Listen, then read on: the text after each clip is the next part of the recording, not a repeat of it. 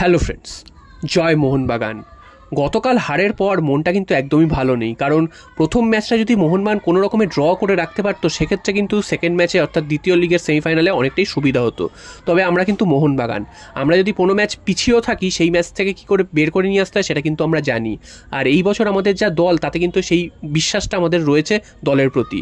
তো আমরা মনে করছি যে আগামী সোমবার যে সেকেন্ড সেমিফাইনাল রয়েছে সেই সেকেন্ড সেমিফাইনালে জামশেদপুরকে হেলায় হারিয়ে আমরা ফাইনালে উঠব।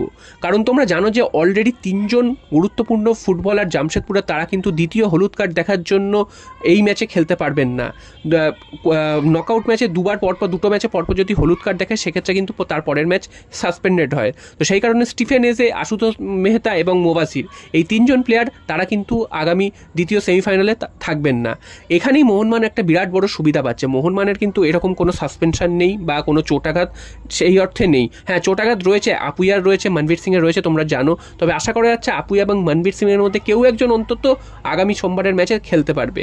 আপুইয়া যদি কোনোভাবে খেলতে পারে সেক্ষেত্রে মোহনবাগান কিন্তু প্রচণ্ড রকম সুবিধা পাবে। কারণ দীপক টাংরিকে আমরা গতদিন দেখেছি যে দীপক টাংরি প্রত্যেক দিনই ভালো খেলেন, এটা নিয়ে কোনো কথা নেই। তবে আগের দিনের একটা ভুল করে ফেলেছিলেন, সেটা হচ্ছে তিনি কিন্তু জাভি হার্নান্ডেজকে একদমই মার্ক করেননি, যার ফলস্বরূপ আমরা দেখেছি যে জাভি হার্নান্ডেজ পেছন থেকে এসে গোল করে দিয়ে চলে যান শেষ মুহূর্তে। সেটাতেই কিন্তু মোহনবাগান ম্যাচটা হেরে যায়। তো আরেকটা কথা বলতেই হবে, যেটা হচ্ছে আশিস রায়। এই আশিস রায়ের ভুলের জন্য কিন্তু মোহনবাগান 2টো গোল খেয়েছে, তার দিক থেকে 2টো গোল হজম করতে হয়েছে। তো আশিস রায়কে বসিয়ে যদি দীপেন্দুকে খেলানো যায়, দীপেন্দু যেখানে ফর্মে রয়েছে, এত ভালো ফুটবল খেলছেন, তো সেটা যদি হয় তাহলে কিন্তু ভালো হয়। একদিকে মনবীর সিং ছিল না, তারপর আশিস রায় বারবার ওভারল্যাপে উঠছিলেন এবং তিনি কিন্তু সময় মতো নেমে এসে ডিফেন্সকে সাহায্য করতে পারছিলেন না, যার ফলে কিন্তু মোহনবাগান এই 2টো গোল হজম করেছে। তবে দ্বিতীয় লিগের সেমিফাইনালে এই ভুলটা কিন্তু করলে চলবে না। আর মোহনবাগান যখন মাঠে খেলতে নামে, মোহনবাগান কিন্তু মাথায় নিয়ে রাখবে যে আগের ম্যাচটা তারা হেরে গেছে, এই ম্যাচটা তাদের জিততেই হবে। কোনো রকম ড্র করাও চলবে না, আর হেরে যাওয়া তো চলবেই না। তো এইরকম একটা মাস্ট উইন একটা মেন্টালিটি যদি নিয়ে নামে সেক্ষেত্রে কিন্তু মোহনবাগান পজিটিভ রেজাল্ট পাবেই। এবং গত বছর আমরা দেখেছিলাম যে উড়িষ্যার বিরুদ্ধে প্রথম লিগের সেমিফাইনালে তারা কিন্তু হেরে গিয়েছিল মোহনবাগান। তারপর কিন্তু যুবভারতীর মাঠে আমরা 2-0 ব্যবধানে জিতি এবং ফাইনালে যাই। এবারও কিন্তু তার পুনরাবৃত্তি হবে, সেটাই কিন্তু আমরা আশা রাখছি। মোহনবাগানের জেসন কামিন্স দুর্দান্ত একটা গোল করেছেন, এছাড়াও কিন্তু বাকি প্লেয়াররাও দুর্দান্ত ফুটবল খেলেছেন, প্রচুর গোলের সুযোগ পেয়েছেন। তবে সেই গোল নষ্টের একটা প্রদর্শনী মোহনবাগানের রয়েছে, যার খেসারত কিন্তু গতকালের ম্যাচে আমরা দিয়েছি। লিস্টান কোলাসও তিনি দুর্দান্ত খেলেন ঠিকই, তবে তার ফিনিশিং একদমই বাজে, ডিসিশন মেকিংও বাজে, সেটা এই গতকালের ম্যাচেও দেখা গেছে। তো এরকম করলে কিন্তু পরের ম্যাচে কিন্তু চলবে না। পরের ম্যাচে মোহনবাগানকে কিন্তু যেভাবেই হোক গোল তুলে নিতেই হবে। তো এছাড়াও কিন্তু মাঠের বাইরে একটা বাজে খবর তোমরা জানো যে গতকাল হয়েছে, আমিও আপডেট দিয়েছিলাম। সেটা হচ্ছে মোহনবাগান সমর্থকদের ওপর আক্রমণ হয়েছে, মোহনবাগান সমর্থকদের মাথা ফাটিয়ে দেওয়া হয়েছে, বেশ কিছু সমর্থককে আঘাত করা হয়েছে, তার মধ্যে কিছুজনকে হসপিটালেও নিয়ে যেতে হয়েছে। তো এই মাথা ফাটিয়ে দেওয়ার ঘটনা কিন্তু এইবার প্রথম হলো অ্যাওয়ে ম্যাচে গিয়ে। তবে এছাড়া কিন্তু জামশেদপুরে যখনই মোহনবাগানের ফ্যানেরা খেলতে গেছে তখনই কিন্তু এই ধরনের সমস্যার সম্মুখীন হচ্ছে, বারবার কিন্তু মোহনবাগান সমর্থকদের আক্রান্ত করা হচ্ছে। এবং মোহনবাগানের জন্যই কিন্তু এত সমর্থক মাঠে গেছে গতকাল খেলা দেখতে। জামশেদপুর এফসির তো এমনিতে কোনো সমর্থক বেস নেই, তাদের হয়তো খুব জোর হলে 200-500 লোক মাঠে যায়। তো এই দিন কিন্তু প্রায় 20,000-এর ওপর লোক মাঠে গেছিলো, এবং সেটা কিন্তু শুধুমাত্র মোহনবাগানের জন্য, সেটা কিন্তু বোঝাই যাচ্ছে। মোহনবাগান সমর্থকরা ছিল ঠিকই, তবে জামশেদপুরের প্রচুর লোক এসেছিল, তারা কিন্তু নিজেদের দলের খেলা দেখতে আসেনি, তারা কিন্তু মোহনবাগান যেহেতু খেলতে এসছে, মোহনবাগানের মতন একটা বড় নাম, তাই জন্য তারা কিন্তু ভিড় করেছিল। তো সেইখানেই মোহনবাগান সমর্থকদের আক্রান্ত হতে হচ্ছে।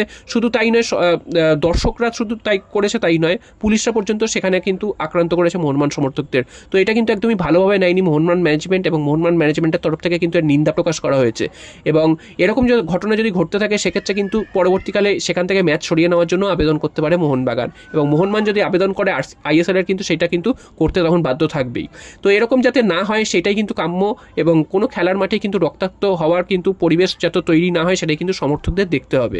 তো আগামী সোমবার যুবভারতীতে খেলা রয়েছে, এই রক্তের জবাব কিন্তু আমরা মাঠে খেলে দেবো, জামশেদপুরকে আমরা দুর্মুষ করব, সেটাই কিন্তু আমাদের লক্ষ্য। আমরা কিন্তু কোনো সমর্থকদের গায়ে হাত তুলব না এবং কারুরকে আঘাত করব না, আমরা কিন্তু মাঠেই এই খেলার জবাব দেব। তো এইটা কিন্তু আমাদের লক্ষ্য থাকবে যে জামশেদপুরকে যেভাবেই হোক দুর্মুষ করে হারানো। শুধু তাই নয় যে 1 গোল বা 2 গোলের ব্যবধানে জিতলে যে আমাদের হয়ে যাবে, 2 গোলের ব্যবধানে জিতলে আমরা যে সেমিফাইনালে চলে যাবো সেই লক্ষ্য নিয়ে নামলে হবে না, জামশেদপুরকে দুর্মুষ করে হারাতে হবে, সেটাই কিন্তু আমাদের লক্ষ্য থাকবে। আর মলিনা মোহনবাগান কোচ, তাকে কিন্তু একটু মাথায় রাখতে হবে যে ঠিকঠাকভাবে কিন্তু চেঞ্জেসগুলো করতে করতে হবে, কারণ চেঞ্জ তার একদমই ভুল করছেন, ম্যাচ রিডিং তার কিন্তু একদমই ভুল হচ্ছে, যে কারণে কিন্তু খালিদ জামিল গতকাল মাত দিয়ে চলে গেছেন। মলিনার চেঞ্জ কিন্তু অনেকটাই ভুল, কেমন জেসন কামিংসকে তুলে নিয়ে কিন্তু নামিয়ে দিয়েছিলেন দিমিত্রি পেটাটসকে। তো দিমিত্রি পেটাটস একদমই অকেজো, তিনি কিন্তু একদমই খেলতে পারছেন না। কালকে নামার পরেও কিন্তু তিনি একদমই খারাপ খেলেছেন, তিনি একটা বল ঠিক মতন পাস করতে পারছেন না, না বল দিতে পারছেন।